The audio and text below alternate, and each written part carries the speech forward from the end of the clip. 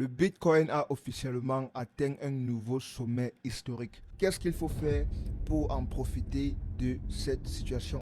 Donc, on peut voir ici que le Bitcoin avait atteint un nouveau sommet historique. Il a de cela 6 heures et présentement, si ça vient encore de recasser ce nouveau sommet historique. Donc, voici un deuxième sommet que ça vient de faire en une seule journée. Donc, qu'est-ce qu'il faut faire exactement? Le conseil que moi je donne toujours quand le Bitcoin atteint un nouveau sommet, c'est de continuer à acheter.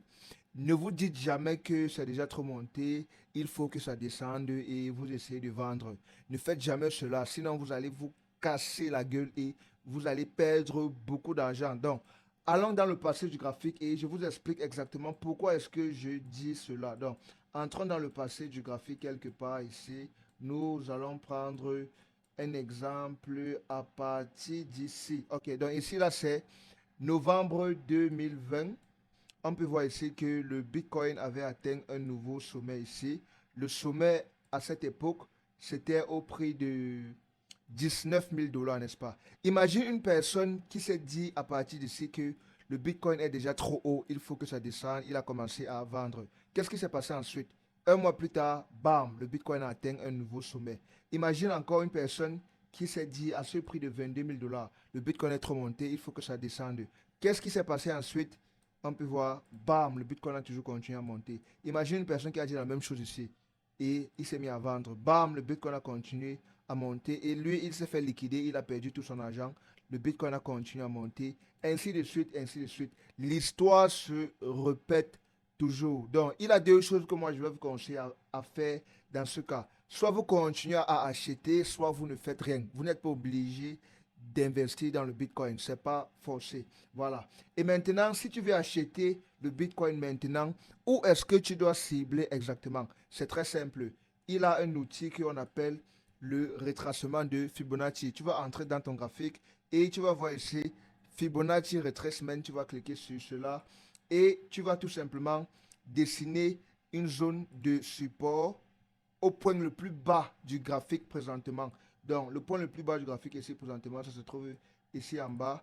Et tu vas également dessiner une zone de résistance au point le plus haut présentement du graphique. Donc, le point le plus haut présentement du graphique pour dessiner la zone de résistance, ça se trouve exactement ici, là. Voilà. Donc, on ne peut pas dessiner une zone de résistance ici au prix actuel parce que ce n'est pas encore confirmé. C'est pour cela que j'ai dit zone de résistance. Une zone de résistance, c'est une zone qui est déjà confirmée, le prix a déjà fermé. OK? Et si le prix actuel, ça n'a pas encore fermé, ça n'a pas encore confirmé la résistance, donc on ne sait pas si ça va faire une résistance ici parce que ça peut toujours continuer à partir plus haut sans jamais fermer ici. Une fois que tu as dessiné la zone de support et résistance au point le plus bas et au point le plus haut du graphique présentement, tu vas prendre le retracement de Fibonacci et tu vas connecter ces deux zones.